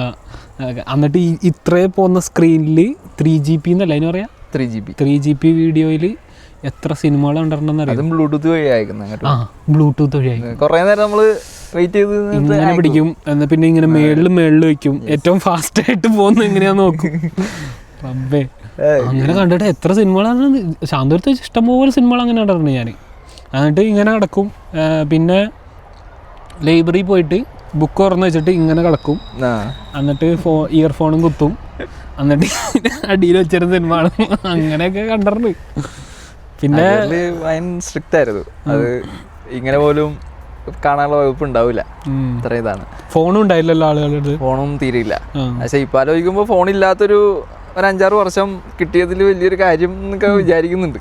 ഇപ്പോൾ ഫോണ് കയ്യിൽ നിന്ന് മാറ്റാൻ പറ്റാത്ത അവസ്ഥ. അങ്ങനത്തെ സ്ഥാപനങ്ങളുണ്ട്. മിനി ഊട്ടിയിലുള്ള ഏതൊരു സ്ഥാപനത്തിൽ ഞാൻ എടുത്ത റീല് കണ്ടതാ. കുട്ടികൾക്ക് പഠനത്തിൽ കോൺസെൻട്രേറ്റ് ചെയ്യാൻ ഞങ്ങൾ അവതരിപ്പിക്കുന്ന പുതിയ പരിപാടി എന്ന് പറയുന്നത് ഫോണില്ല, ആരുടെ അടുത്തും ഫോണില്ല. പക്ഷേ ഓരോ ഹോസ്റ്റലിൽ ഓരോ ഫ്ലോറിലും ഇതുണ്ട്, ഇങ്ങനെ കോയിൻ ഇട്ട് വിളിക്കുന്ന സൈസ് ഫോണില്ലേ, അങ്ങനത്തെ സാധനം. പക്ഷെ കോയിൻ ഇടണ്ട, അവരുടെ അടുത്ത് ഒരു കാർഡ് ഉണ്ട്. ആ കാർഡ് ഇതായിരിക്കും, NFC കാർഡായിരിക്കും. അത് വെച്ച് ടാപ്പ് ചെയ്താൽ അതിൽ ഓൾറെഡി അവരുടെ പാരൻസിൻ്റെ നമ്പർ അതിനകത്ത് ഉണ്ടാവും, 2-3 നമ്പർ ഉണ്ടാവും. അത് ടാപ്പ് ചെയ്യുക, എന്നിട്ട് ഏത് നമ്പറാണെന്നുള്ളത് ഇങ്ങനെ മറ്റേതില്ല, എന്താണെന്ന് പറയാ, ഹോട്ട് ഡയൽ. ഒന്ന് നിൽക്കിയാൽ പാപ്പാനെ വിളിക്കാം, 2 സ്പീഡ് ഡയൽ, ആ പരിപാടി. എന്നിട്ട് അങ്ങനെ വിളിക്കാം എന്നുള്ളതാണ് സിസ്റ്റം. പക്ഷെ അതിൻ്റെയൊക്കെ താഴെയുള്ള കമൻറ്റ് ഫുള്ള് ചിത്തറിവിളിയാണ്, അത് വേറെ കാര്യം. എന്തായാലും അങ്ങനെയൊക്കെ ഉണ്ട് ഇപ്പോഴും, അങ്ങനെയൊക്കെ പരിപാടി ഉണ്ട്. ഫോൺ മേടിക്കാൻ വേണ്ടിയിട്ടാണ് ബേക്കറിയിൽ പണിക്ക് കയറുന്നത്. സർബത്ത് ഇലക്കി ഉണ്ടാക്കിയ ഫോണാണ് C203. C203 മറ്റേ ഇങ്ങനെ സ്ലൈഡ് ചെയ്യില്ലേ, ആ ഫോൺ. അതൊക്കെ അതിന് മുമ്പ് 3700 വേറെ സെക്കൻഡ് ഹാൻഡ് എനിക്ക് കിട്ടിയിരുന്നു കുറച്ച് ദിവസത്തേക്ക്. ഇതത് കഴിഞ്ഞിട്ട് സ്വന്തമായിട്ട് വാങ്ങിയൊരു സാധനം ഇതാണ് ആ C203. അതൊക്കെ ഇങ്ങനെ എടുത്ത് ആക്കുന്ന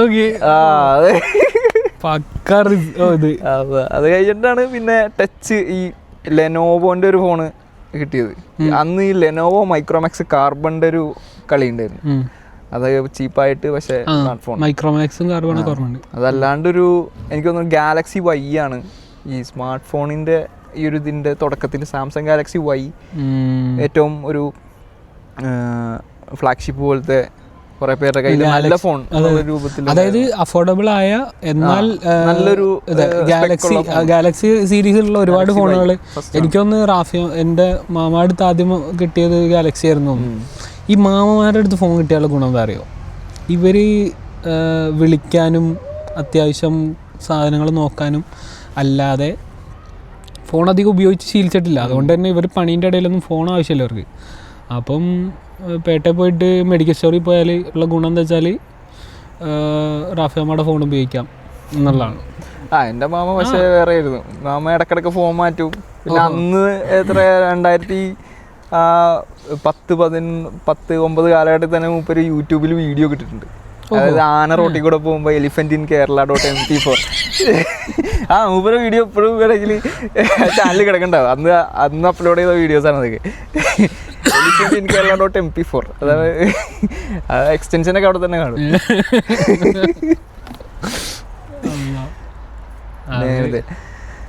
ഫോണുകൾ ഇങ്ങനെ പിന്നെ ടച്ച് ഫോൺ കിട്ടി. പിന്നെ അതിൻ്റെ കുറേ എക്സൈറ്റ്മെൻറ്റുകളൊക്കെ താഴെ പോയി. പിന്നെ അതിൻ്റെ ഉള്ളിൽ എന്താണോ ഫോൺ ഡിവൈസിൽ പിന്നെ വല്ലാണ്ട് ഫോക്കസ് ചെയ്യുന്നതിന് പകരം. അതെ, അല്ല എനിക്ക് ഫോൺ കിട്ടിയപ്പോഴേക്കും എനിക്ക് ഫോണിനോടുള്ള ഒരു കൗതുകമൊക്കെ മാറിയിരുന്നു. അതായത് ഇതെന്തോ ഒരു പരിഭാവനമാക്കപ്പെട്ട വസ്തു എന്നുള്ളതിനപ്പുറത്തേക്ക് അതിൻ്റെ ഉള്ളിലുള്ള പരിപാടികൾ. അന്നൊക്കെ ക്യാമറ ഇത്ര MP ഉണ്ടാവുക എന്നൊക്കെ പറയുന്ന ക്രൈസാണ്.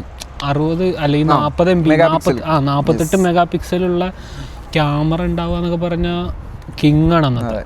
2 മെഗാ പിക്സൽ മുതലാണ് അതും. പക്ഷെ എനിക്ക് ഫോൺ കിട്ടിയതുകൊണ്ട് ഉണ്ടായിട്ടുള്ള ഒരു ഗുണം എന്ന് വെച്ചാൽ ഞാൻ ഭയങ്കരമായിട്ട് ക്യാമറയിൽ ഒബ്സസ് ചെയ്യായിരുന്നു. ഒരു സമയത്ത് ഞാൻ ഫേസ്ബുക്ക് പോസ്റ്റ് ഒക്കെ ഇട്ടിട്ടുണ്ട്, ഒരു ദിവസം ഞാനൊരു ക്യാമറ വാങ്ങും, അന്ന് ഞാൻ പറയും ഇതെൻ്റെ ക്യാമറ ആണെന്നൊക്കെ പറഞ്ഞിട്ട്. അന്ന് പക്ഷേ നമുക്ക് ക്യാമറ വാങ്ങാനുള്ള വകുപ്പൊന്നുമില്ല അന്ന്. അപ്പോൾ പിന്നെ ഫോൺ കിട്ടിയപ്പോൾ അതിനകത്തുള്ള ക്യാമറ വെച്ചിട്ടുള്ള കളികളാണ്. ഇന്നിപ്പോൾ 3 ക്യാമറയുണ്ട്. അല്ലാ, കാലം പോയി പോക്കേ. എന്നുവെച്ചാൽ അന്ന് കിട്ടിയ ആദ്യത്തെ ആഴ്ച തന്നെ തിരുവനന്തപുരത്തേക്ക് യാത്രയാണ്. അപ്പം കാണുന്ന എല്ലാം പുതിയതാണ്. ഈ ക്യാമറയിൽ കൂടെ കാണാനല്ലോ, മൊബൈലിൻ്റെ ക്യാമറയിൽ കൂടെ കാണാൻ. അങ്ങനെ കണ്ടിട്ടുള്ള അങ്ങനെ ഫോട്ടോ എടുത്തിട്ടുണ്ട് അന്ന് കുറേ ഫോട്ടോ എടുത്ത്. അന്നല്ല, ആ ഒരു തിരുവനന്തപുരത്ത് ഉണ്ടായിരുന്ന ആ സമയത്ത് ഒരുപാട് ഫോട്ടോ എടുത്തിരുന്നു. ഇതൊക്കെ ഈസ്തെറ്റിക്കാണ്. അവസാനം ഈസ്തെറ്റിക് ആക്കാനാണ് ബ്ലാക്ക് ആൻഡ് വൈറ്റ് ഇടുന്നത്. അതൊരു കോമഡി. നമുക്ക് അത്ര അങ്ങോട്ട് കളറിലുള്ള ഫോട്ടോ എടുത്തിട്ട് ഈസ്തെറ്റിക്സുകൾ കുറച്ച് വർഷം മുമ്പുള്ള സാധനങ്ങൾ ഞാനിപ്പോഴും ഓർക്കുന്നുണ്ട്. ഒന്ന് നമ്മളെ മുസ്താക്ക ഇല്ലേ, മുസ്താക്ക പത്രം വായിക്കുന്നില്ലേ, അതിപ്പോഴും ഉണ്ട് അതിനകത്ത്. ഇരുന്നിട്ട് പത്രം വായിക്കുന്ന ഒരു ഫോട്ടോ, അത് നല്ല രസമുണ്ടായി. അങ്ങനെയുള്ള നല്ല ഫോട്ടോസ് ഒക്കെ ഞാൻ കീപ്പ് ചെയ്യുന്നു. പക്ഷെ നല്ലോണം ഞാൻ ഒരു വാഷ് ബേസിനില് കുറച്ച് കളറുകൾ വീണ് കിടന്നിട്ട് ഇങ്ങനെ കളറുകൾ മിക്സ് ആയി കിടക്കുന്ന ഒരു ഫോട്ടോ ഉണ്ടായിരുന്നു. അത് കളറല്ല ബ്രോ, പൂപ്പലായിരുന്നു. പൂപ്പലാണ് എന്തായാലും കാണുമ്പോൾ കളറാണല്ലോ ആ ഫോട്ടോ. അതൊക്കെ വളരെ ലേറ്റർ പീരീഡിൽ ഉണ്ടായിട്ട് ഫോട്ടോഗ്രാഫിയാണ്.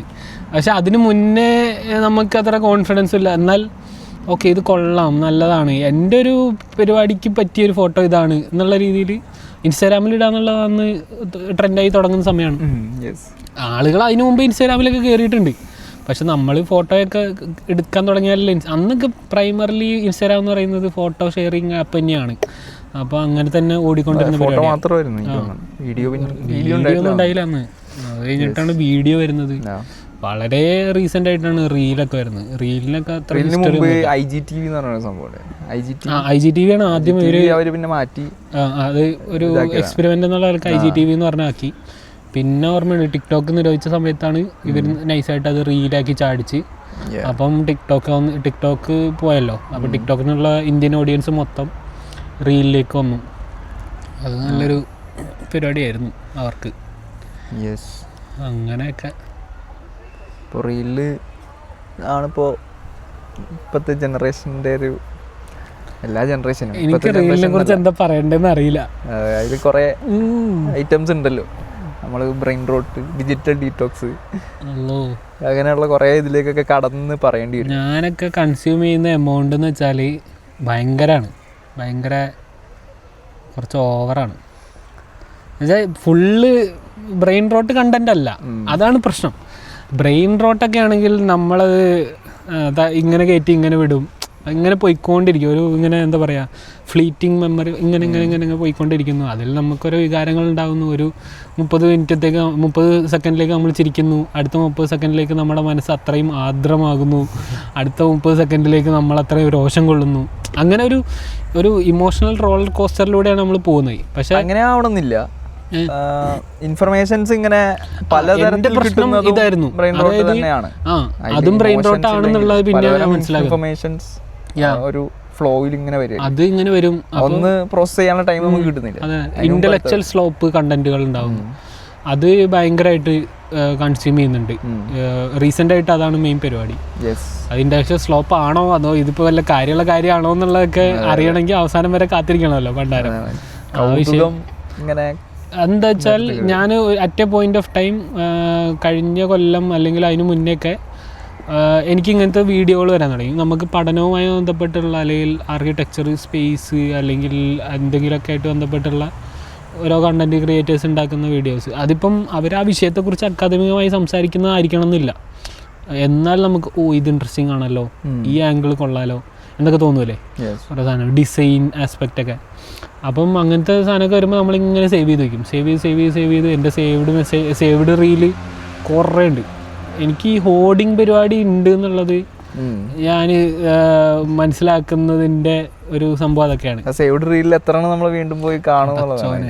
പക്ഷേ സേവ്ഡ് റീലും കൊണ്ട് ഒരു പ്രൊജക്റ്റ് ഒക്കെ ചെയ്തിട്ടുണ്ട്. മറ്റേ 9/11 ജോക്കുകളെ കുറിച്ച് ഞാനും അതിലേയും കൂടെ ചെയ്ത സാധനമൊക്കെ ഈ സേവ്ഡ് റീൽ വെച്ചിട്ടുണ്ടാക്കിയതാണ്. അതായത് 9/11 കുറിച്ചുള്ള ജോക്കുകൾ മൊത്തം കളക്ട് ചെയ്തു.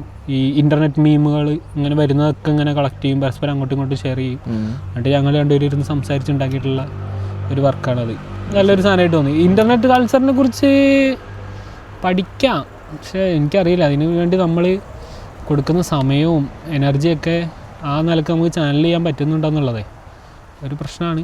പക്ഷേ അതും ഒരു വേ ഓഫ് നോയിങ് ആണ്. ഇനിയിപ്പം നമ്മളെ ബ്രെയിൻ ഫങ്ഷൻ ചെയ്യുന്ന രീതി തന്നെ മാറ്റിക്കളയുന്ന രീതിയിലുള്ളൊരു സാധനമാണല്ലോ അത്. കുറവ് ആണ് ഏറ്റവും പ്രധാനപ്പെട്ട പ്രശ്നമായിട്ട് പറയുന്നത്. അതിൽ വേറെ പലരും ഒരു ചലഞ്ചായിട്ട് പറഞ്ഞിട്ടുള്ള കാര്യമാണ് നമ്മൾ ഈ ഷോർട്ട് ഫോം വീഡിയോ SFV, അതിപ്പോൾ റീലായിക്കോട്ടെ ഷോർട്സ് ആയിക്കോട്ടെ ഇവിടെ എന്തെങ്കിലും ആയിക്കോട്ടെ, ഈ ഷോർട്ട് ഫോം വീഡിയോ കണ്ടന്റുകൾ നമ്മുടെ ബ്രെയിനിനെ ആൾട്ടർ ചെയ്യുന്നുണ്ടെന്നുള്ളത് ശരിയാണ്.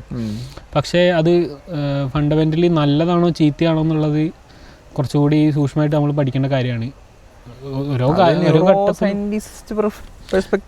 ഫ്രാങ്ക്ഫർട്ടിൽ എന്തൊക്കെയോ അല്ല മോശം എന്ന് അങ്ങനെ അടിച്ചു പറയാനും പറ്റുമോയെന്ന് അറിയില്ല. മറ്റേ ഒരു ഹൗ ടൗൺ എന്ന് പറഞ്ഞിട്ടൊരു ചാനലുണ്ട്. അവർ ഈ ഷോർട്ട് ഫോം വീഡിയോകളെ കുറിച്ചുള്ള ഒരു വർക്ക് ചെയ്തിട്ടുണ്ട്. ഫ്രാങ്ക്ഫർട്ടിൽ എങ്ങാണ്ട് ഇതിനെക്കുറിച്ച് സ്റ്റഡി നടന്നു. അതായത് ഷോർട്ട് ഫോം വീഡിയോ ഒരു കൺട്രോൾഡ് ഓഡിയൻസിനെ വെച്ചിട്ട് ഇവർ ഒരു ടെസ്റ്റ് നടത്തി. അതിൽ നിന്ന് അവർക്ക് കിട്ടിയിട്ടുള്ള ഫൈൻഡിങ്സ് വെച്ചിട്ട് ഒരു പേപ്പർ പബ്ലിഷ് ചെയ്തിട്ടുണ്ടായി. അപ്പോൾ ഈ ഹൗ ടൗൺ നല്ലൊരു പോഡ്കാസ്റ്റ്, നല്ല ഒരു എനിക്ക് കേൾക്കാൻ ഇഷ്ടമുള്ളൊരു സാധനമാണ്. ഇങ്ങനെ കുറച്ച് അറിവ് കിട്ടുന്ന, എന്നാൽ വളരെ ശാന്തമായി, അങ്ങനെ ഭയങ്കര ഓവർലോഡൊന്നും ഇല്ലാത്ത പരിപാടിയാണ്, മനുഷ്യനെ ചിന്തിക്കാൻ പ്രേരിപ്പിക്കുന്ന സംഭവം. അപ്പോൾ അവർ ചെയ്ത ഒരു വീഡിയോ ഉണ്ട്, ഷോർട്ട് ഫോം വീഡിയോ കണ്ടൻറ്റുകളെ കുറിച്ച്. അത് നമ്മളെ ആൾട്ടർ ചെയ്യുന്നുണ്ട്. പക്ഷേ അത് നല്ലതിനാണോ ചീത്തയാണോ എന്നുള്ളതൊക്കെ നമ്മൾ കുറച്ചുകൂടി സൂക്ഷ്മമായിട്ട് പരിശോധിക്കണം എന്നുള്ള രീതിയിൽ. ചില ആൾക്കാർക്ക് ഇപ്പോൾ ഒരു ഫുൾ മൂവി കണ്ടിരിക്കാൻ പറ്റാത്ത സ്റ്റേറ്റിലേക്കൊക്കെ എത്തുന്നുണ്ട്. അതായത് ഇങ്ങനെ സ്കിപ്പ് ചെയ്ത് വിടുക, അങ്ങനെ എപ്പോഴും ഇങ്ങനെ വിരൽ വെച്ചിട്ട് ഇങ്ങനെ സ്കിപ്പ് ചെയ്ത് മാത്രം കാണുന്ന. ഞാൻ പാട്ട് സീനൊക്കെ ഓടിച്ചോടും. പാട്ട് സീൻ, അടി സീൻ, അടി, ഓക്കെ, അത് ഇന്ത്യൻ, അതായത് കഥയുമായി ഒരു ബന്ധമില്ല, അല്ലെങ്കിൽ ഓക്കെ ഇത് അടി ഉണ്ടാവും നമുക്കറിയാം, അതിന്റെ അവസാനം ആരാണ് കുത്തുന്നത് നമ്മൾ നോക്കിയാൽ അങ്ങനെ അടി. അല്ലാത്ത ആക്ഷൻ പടങ്ങൾ ഫുൾ ഓൺ ഇരുന്ന് കാണണം, ശരിയാണ്. പക്ഷേ അല്ല, ബോറടിപ്പിക്കുന്ന സിനിമകളാണെങ്കിൽ ഓക്കെ. പക്ഷെ ഏത് സിനിമയും അങ്ങനെ അപ്രോച്ച് ചെയ്യുക എന്ന് പറയുന്നത് ഒരു പ്രശ്നമായിട്ടാണ്. അതേപോലെ ഡോക്യുമെന്ററികൾ ഓടിച്ചു കളയാം. പിന്നെ എന്നാൽ മറ്റൊരു നല്ല സിനിമയോ പള്ളിച്ചട്ടമ്പിയോ അതൊക്കെ ആണെങ്കിൽ ഫുൾ അടിച്ചു കാണണ്ട. പള്ളിച്ചട്ടമ്പി അത്ര ഹൈപ്പ് ആയിട്ട് കണ്ടിട്ട് ഞാൻ കണ്ടില്ല. ഞാനും അനീസും കൂടെ മുഖത്തോടെ പോകാൻ നോക്കിയായിരുന്നു. അങ്ങനെ അപ്പം അങ്ങനെയുള്ളതൊക്കെ ആണെങ്കിൽ പ്രശ്നമാണ്. പിന്നെ ടെക്നോളജിയുടെ ഹാംഫുൾ നമ്മൾ ഒരു വ്യക്തിയുടെ ജീവിതത്തിൽ എന്നുള്ളതിനേക്കാളും അത് സ്റ്റേറ്റ് എങ്ങനെയാണ് അതിനെ ഉപയോഗിക്കുന്നത്, മിലിറ്ററി എങ്ങനെയാണ് ഉപയോഗിക്കുന്നത്. ഇപ്പോൾ ഗസല ജനോസൈഡിൽ തന്നെ ടെക്നോളജി എന്തുമാത്രം ഇതാണ് എന്നുള്ളതൊക്കെ നമുക്ക് സീരിയസ് ആയിട്ട് എടുക്കേണ്ട സംഗതി തന്നെയാണ്. എന്ന് വെച്ചാൽ കൺവെൻഷണൽ കോമ്പാറ്റ് സോൺ എന്ന് വെച്ചാൽ മനുഷ്യന്മാർ പരസ്പരം കണ്ട് അങ്ങോട്ടും ഇങ്ങോട്ടും നേരിട്ട് ഏറ്റുമുട്ടുക എന്നുള്ളതിനേക്കാളും ഒരാൾ ദൂരെ എവിടെയോ നിന്നൊരു സ്വിച്ച് അമർത്തുന്നു, ആ ഡ്രോൺ വന്നിട്ട് ഒരു 40 പേരെ ഒരുമിച്ചങ്ങ് കൊല്ലുന്നു എന്നുള്ളതാണല്ലോ. അപ്പോൾ അതിലുണ്ടാകുന്ന ഈ അറ്റാക്കർ അയാളുടെ അറ്റാക്കിൻ്റെ വലിപ്പത്തെ കുറിച്ചിട്ട് അത്രയും കിട്ടുന്നില്ല അയാൾക്ക്. അയാൾ ചെയ്യുന്ന ഈ ടെക്നോളജി ഉപയോഗിച്ചിട്ട് അയാളത് ജസ്റ്റ് ഒരു സ്വിച്ച് ഡ്രോൺ അറ്റാക്കുകളുടെ ഞാൻ എപ്പോഴും ഫ്രണ്ട് ലൈനിൽ ദ ഹിന്ദുവിൻ്റെ ഫ്രണ്ട് ലൈനിലും കണ്ട് അതിനെക്കുറിച്ച് എന്തോ ഒരു വന്നിട്ടുണ്ട്. ഫ്രണ്ട് ലൈനിൽ തന്നെയാണെന്ന് ഉറപ്പില്ല. എന്തായാലും ഒബാമേൻ്റെ കാലത്താണല്ലോ ഡ്രോൺ അറ്റാക്കുകൾ ഭയങ്കരമായിട്ട് വർദ്ധിക്കുന്നത് അഫ്ഗാനിസ്ഥാനിലൊക്കെ. അപ്പോൾ ഇവരിത് എവിടുന്നാ ഇത് ഇത്ര പോകുന്നൊരു സാധനം കാണുമ്പോൾ വലിയ സാധനമൊന്നുമല്ലല്ലോ ഡ്രോൺ എന്ന് പറയുന്നത്. അതിൻ്റെ ഹെഡ് ഇങ്ങനൊരു സാധനമാണ്. എത്ര റിയൽ ലൈഫിൽ എത്ര സൈസ് ഉണ്ടെന്ന് നമുക്കറിയില്ല, എന്നാലും അതിൻ്റെ ഉള്ളിൽ ആളില്ല എന്നുള്ള ഉറപ്പാണ്. പിന്നെ ഡ്രോണാണ് ബേസിക്കലി. അപ്പോൾ ഈ പരിസരത്തൊന്നും ആളില്ല, കണ്ടിട്ടുമല്ല ഓപ്പറേറ്റ് ചെയ്യുന്നത്, കാരണം അത് വാർ സോണാണ്. അപ്പോൾ ഇത് എവിടുന്ന് ചെയ്യുന്നതെന്നൊക്കെ ഞാൻ കുറേ വണ്ടർ ചെയ്തിരുന്നു. പിന്നെ അതിൻ്റെ ഫോട്ടോഗ്രാഫ്സ്, ഈ പ്രസ് ഫോട്ടോഗ്രാഫ്സ് കുറേ കണ്ടപ്പോഴാണ് ഒരാൾ വീഡിയോ ഗെയിം കളിക്കുന്ന പോലെ ഇരുന്നിട്ട് ഇങ്ങനെ ഫുള്ള് ഒരു കൺസോളിൽ ഇരുന്നിട്ട് ചെയ്യുന്ന പരിപാടിയാണിത്. അത് കാണുമ്പോൾ അതിൻ്റെ ഒരു ഭീകരത മനസ്സിലാവുന്നത് ഒരു വിധത്തിലുള്ള. ഇയാൾക്ക് ഈ PTSD ഒക്കെ ഉണ്ടാവുമോ, പോസ്റ്റ് ട്രോമാറ്റിക്? അവർക്കത് വേറെ രീതിയിലുള്ള കുറേ പട്ടാളക്കാർക്ക് അതുണ്ട് എന്നൊക്കെയാണല്ലോ പറയുന്നത്. ഇങ്ങനെ ദൂരെ ഇരുന്ന്. പിന്നെ ഒരു പ്രശ്നം എന്താ അറിയാച്ചാൽ ഈ പട്ടാളക്കാരുടെ PTSD കുറിച്ച് നമ്മൾ സംസാരിക്കുകയും കൊല്ലപ്പെട്ടവരുടെ റിട്രിബ്യൂഷനെ കുറിച്ച് ആരും സംസാരിക്കാതിരിക്കുകയും ചെയ്യുന്നതിൻ്റെ ഒരു വലിയൊരു കോമഡി ഉണ്ട്. അമേരിക്കൻ സോൾജേഴ്സിനുള്ള PTSD വലിയ പൊതു ചർച്ച ഭയങ്കരമാണ്. ഇസ്രായേലികൾ ഇത് തരണം ചെയ്യാൻ വേണ്ടിയിട്ട് ബാലിയിലും നമ്മളെ ഗോവയിലും വന്നിട്ട് പാർട്ടി നടത്തുക. അല്ല, അത് എന്താ ഒരു സിനിമ ഉണ്ട് വാൾട്സ് വിത്ത് ബഷീർ എന്ന് പറഞ്ഞിട്ട്, ആനിമേറ്റഡ് ആണ്. അത് ബേസിക്കലി എന്താ വെച്ചാൽ സബ്ര ഷാത്തില മസാക്കറിൽ പങ്കെടുത്തിട്ടുള്ള ഇസ്രായേലി സോൾജേഴ്സിൻ്റെ നരേറ്റീവിലൂടെ പോകുന്ന ഒരു ഫിലിമാണ്. ഭയങ്കര ഫേമസ് ആണ്. ഭയങ്കര ഡോക്യുമെൻ്ററി, ആനിമേറ്റഡ് ഡോക്യുമെൻ്ററി അങ്ങനത്തെ ഒരു ജോണറിൽ ഭയങ്കര വർക്കാണത്. പക്ഷേ അതിൻ്റെ പ്രശ്നം എന്താ വെച്ചാൽ അത് ഈ പരിപാടിയാണ്. അതായത് ഞങ്ങൾക്ക് ഇതൊക്കെ ചെയ്യേണ്ടി വന്നു, അതിൻ്റെ ട്രോമയിലാണ് ഞങ്ങൾ എന്നുള്ള രീതിയിൽ ഒരു ഒക്യുപ്പേഷൻ മിലിറ്ററീൻ്റെ പെർസ്പെക്റ്റീവിൽ നിന്നിട്ട് ഈ കഥ ഇങ്ങനെ പറയുന്ന എൻ്റെ ഒരു ഭയങ്കര ഫണ്ടമെൻ്റൽ ആയിട്ടുള്ള പ്രശ്നം ഉണ്ടല്ലോ, അവരുടെ ഗിൽറ്റ് തീർക്കാൻ വേണ്ടി കഥ പറയുന്ന അതാണ് ഭയങ്കര പ്രശ്നകരമായിട്ടുള്ള ഒരു സംഭവമാണ്. ടെക്നോളജിക്കൽ വാർഫെയറിൻ്റെ പല ഭീകരതകളും നമ്മളിപ്പോൾ കാണുന്നുണ്ട്. എനിക്ക് തോന്നുന്നത് ഈ ഇതുണ്ടല്ലോ പേജർ അറ്റാക്ക് ലെബനാനിൽ കാണുന്ന, അതൊരു പ്രത്യേകം എന്താ പറയുക, അതൊരു സാധാരണ സാധനമല്ലല്ലോ അത്.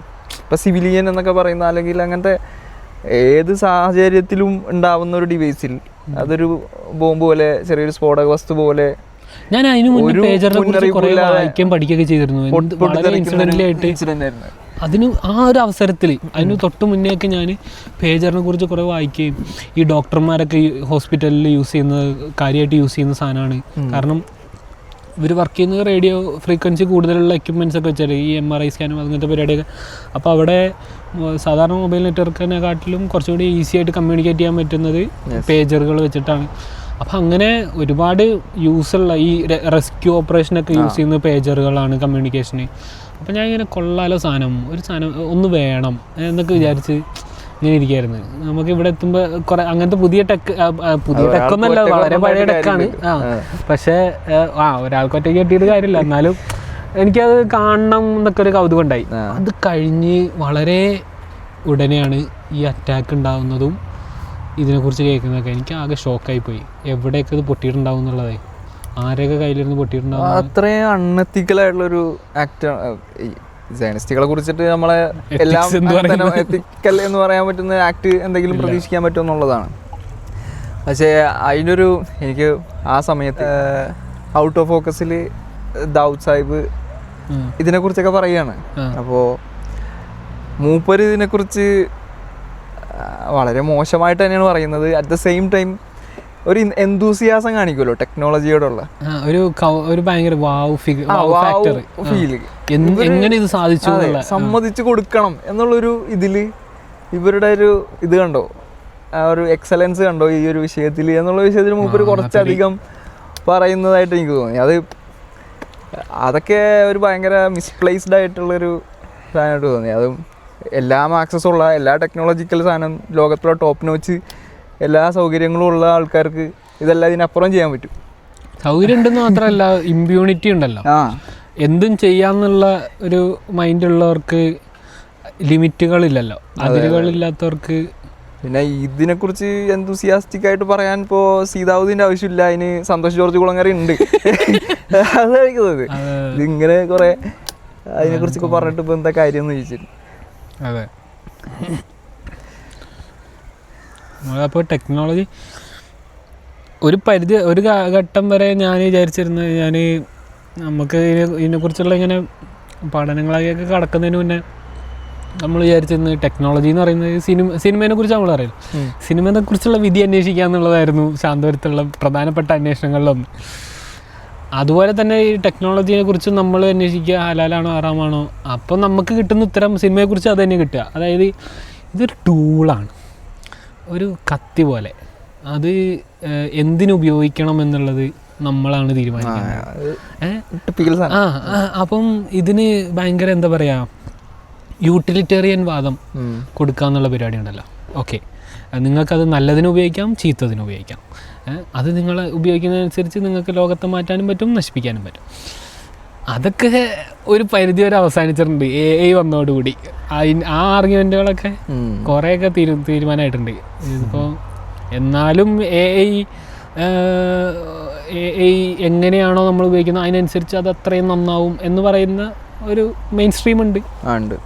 എന്നാലും നമ്മൾ ഒരു സർക്കിളിലൊക്കെ ടെക്നോളജിയെക്കുറിച്ചുള്ള കുറച്ചുകൂടി ഗൗരവത്തിലുള്ള അല്ലെങ്കിൽ വേറെ രീതിയിലുള്ള ആലോചനകളൊക്കെ AI വന്നതിന് ശേഷം ഉണ്ടായിട്ടുണ്ട്. ഓണർഷിപ്പിനെ കുറിച്ചും അല്ലെങ്കിൽ ഓതർഷിപ്പിനെ കുറിച്ചും, കോപ്പി റൈറ്റ്, എവിടെയാണ് ഇതിൻ്റെ ഒരു ലിമിറ്റ്, എത്രത്തോളം നമുക്ക് കയറ്റാം എന്നൊക്കെ ഉള്ളതുണ്ടല്ലോ. അതെ അതെ. ഈ പോപ്പ് ഇറക്കിയ എക്യുമെനി ഇതില്ലേ, എന്താണ് ലേഖനം, ഇടയലേഖനം എന്നാണ് തോന്നുന്നു.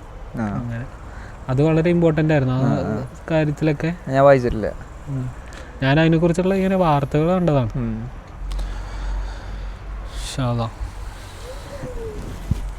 നീ ഇത് കുറേ സംസാരിക്കാനുണ്ടല്ലോ. AI എന്ന് പറയുമ്പോൾ തന്നെ വേറൊരു തലത്തിൽ കുറേ പറയാനുണ്ടാവും.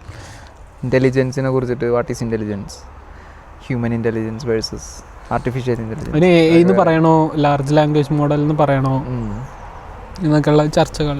അതെ, മനുഷ്യൻ്റെ ഇൻ്റലിജൻസിൻ്റെ എന്താണത് റെപ്രസെൻറ്റേഷൻ പിന്നെ പറയാം. അപ്പോൾ എല്ലാ അഭിപ്രായങ്ങളും അറിയിക്കുക. ഇത്രയും നേരം ഞങ്ങളൊപ്പം തുടർന്നതിന് നന്ദി. ഇത്രയല്ലേ ഉള്ളൂ. അതെ, താങ്ക് യു. Thank you.